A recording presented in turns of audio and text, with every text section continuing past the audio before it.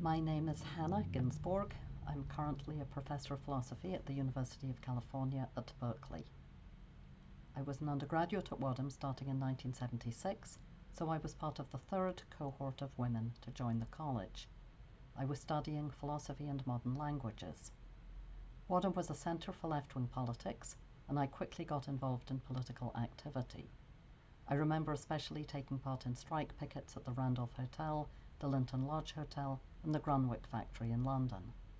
But at Wadham I also discovered the women's movement, which became very important to me and has continued to be so over the years. I also got a terrific education in philosophy and in French, thanks to my Wadham philosophy tutor, Michael Ayers, and my French tutor, Christina Howells, who taught me in my last year and prepared me for finals. Christina was Wadham's first woman fellow, and I was delighted that Wadham had appointed her and proud to be one of her students. I went on to do a PhD in philosophy at Harvard, which I received in 1989, and then I joined the philosophy faculty at Berkeley, where I've been ever since. Berkeley, like Wadham, is another institution which I deeply value. It's a public university with a very strong commitment to increasing diversity, equity, and inclusion in academic life.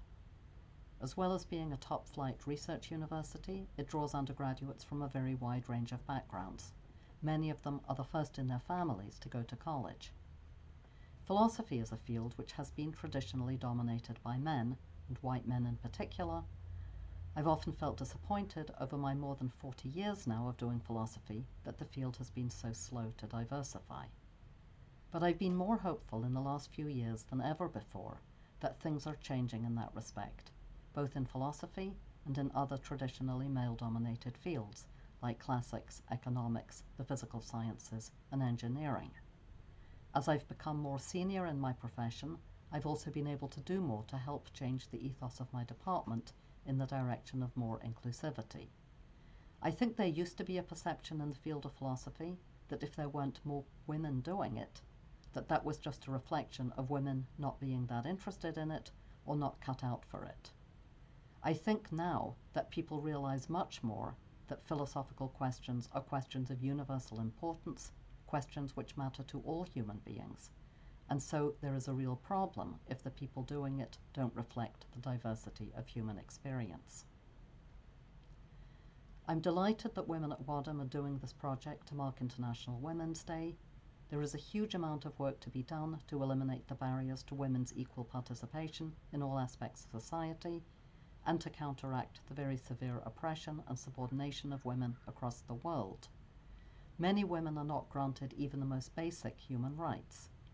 Even in less oppressive countries, we need much more attention to the specific obstacles faced by women of color and women who are economically deprived. The task of improving the situation of women can feel hopelessly daunting. And given the huge problems faced by women around the world, it can seem like a bit of a luxury to be worrying about how to get more women into academia and especially into philosophy. But I think that each of us has to do what she can in her own corner of the world, and here I'm speaking metaphorically as well as literally, to stand up for women and to encourage women's voices to be heard and women's perspectives to be taken seriously. I'm grateful to my years at Wadham in the 1970s for helping me to see that, and I hope that Wadham continues encouraging women to support one another and to advance the feminist cause.